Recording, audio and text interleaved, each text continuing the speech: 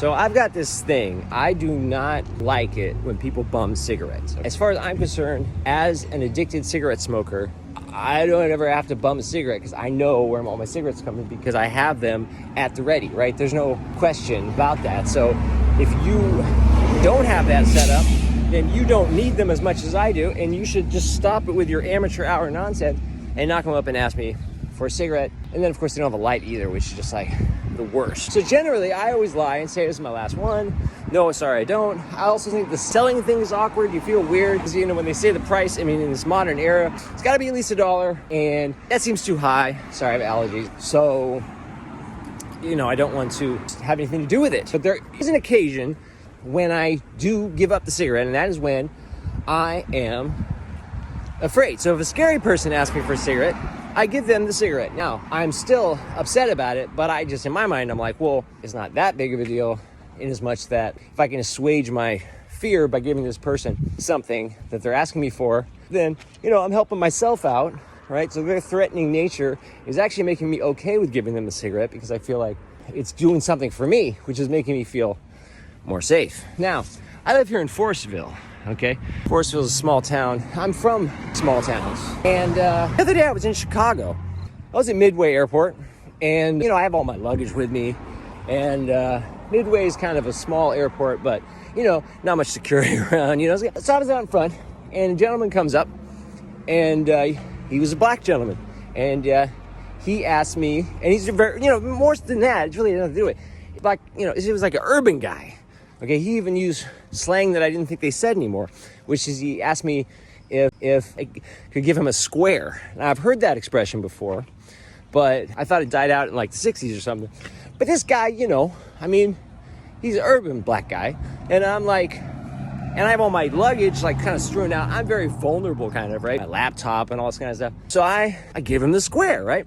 And then you start feeling bad, right? It's that thing where like, you'll force yourself to conquer your fear so you don't like seem racist or whatever, right? But honestly, if it was a big, scary, like an urban white guy who was just obviously of that element, I'd be just as much giving up the square, right?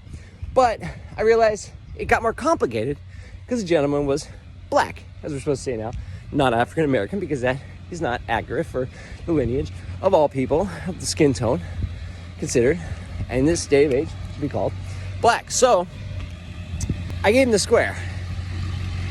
And then with these complicated decisions in my mind, you know, it was always easy before. It's like if I feel scared or a little intimidated, my decision's made for me, I will give up the square, right?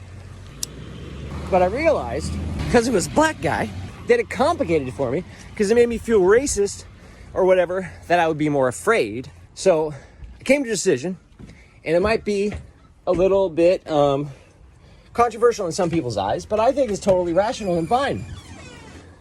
From now on, if a black person asks me for a cigarette, I'm going to give it to him. It doesn't matter if a big, scary looking black kid or like a diminutive suburban black woman who's 80 years old. I'm going to give them a cigarette. That's just what I've decided. And first of all, it's going to simplify things for me. And second of all, it might sound kind of strange and a little bit wrong to some of you, but I think it's a little form of a little reparations. You know what I mean? I mean, there's nothing I can do about the fact slavery happened. I mean, other than just, you know, try to do what we all try to do, you know, fight for a better world and, you know, be understanding of socioeconomic predecessors and, you know, white privilege and all that kind of stuff. But I just figure, you know what, an easy decision to make. If a gentleman comes up to me, or a woman, or a non-binary person, and they are what we call black, I'm going to give them a cigarette if they ask for it. Now, some of you, of course, would say that's a terrible form of reparations because you're actually adding to their ill health. Well, to you, I would say, listen here, you why I oughta, give me a square, would you? A post log afterwards, my flight was delayed, and I kept kind of running into the guy, and then he thanked me later on that I had done that. You know, he was probably just gotten off a flight, was jonesing for a smoke, certainly something I can relate to, you know. It was just one of those countless reminders that we're all our blood's red, and, you know, we're all similar, you know. You can get around wholesome cravings. So, yeah, beautiful, right? Apparently. If it feels good, it's the right thing to do, right? Sound off the comments.